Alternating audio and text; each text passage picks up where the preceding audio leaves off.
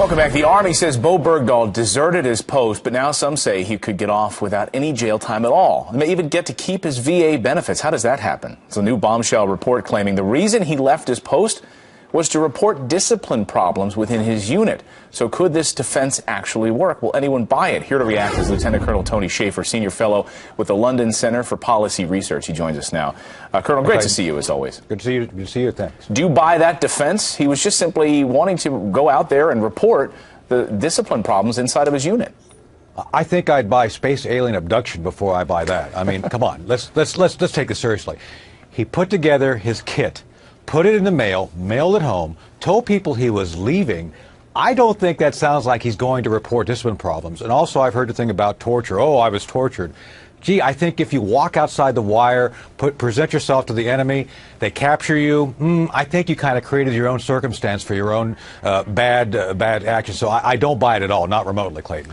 Here's a tweet from CNN when they got their hands on this information. It said Bergdahl was planning to report what he believed to be problems with order and discipline in his unit, a senior defense official tells CNN. Where did that information come from? Some are suggesting could that have been a leak from the administration to save face?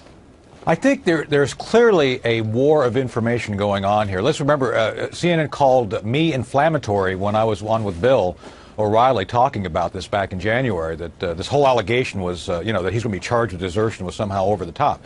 Clayton, the bottom line is this. This soldier chose to put at risk his comrades. 5 people died looking for him. 3 NATO soldiers, British soldiers, died looking for him as well, plus the high price of getting him back. 5 Taliban.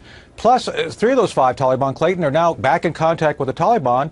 They should be returned to Gitmo because they violated the parole. So this whole thing is costing us both blood, treasure, and credibility. And it's all because of one soldier's bad acts. He continues to act bad. This to me is indefensible.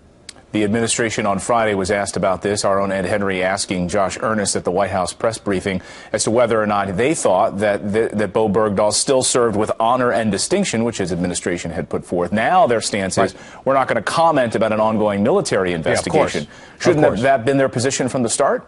It should have been. The moment the president embraced Bergdahl and his family and had his staff do the same, that's what we call command influence. You had the commander-in-chief, Clayton, attempting to essentially affect the outcome of what was going to have to be a long investigation. God bless the Army and General Milley and the other folks who have had to deal with this. They have stood up, done the right thing so far, and I think the Army will continue to do the right thing. This is no small matter for the Army. You cannot have soldiers deciding in the middle of combat, I've had enough, I'm walking out. Even worse when you walk over and present yourself to the enemy as a trophy. Yeah, and then parade the family in front at the White House and a big ceremony as well. Lieutenant Colonel Tony Shaffer, always great to see you. Hey, thanks so much. Thanks for having me. Good to be on.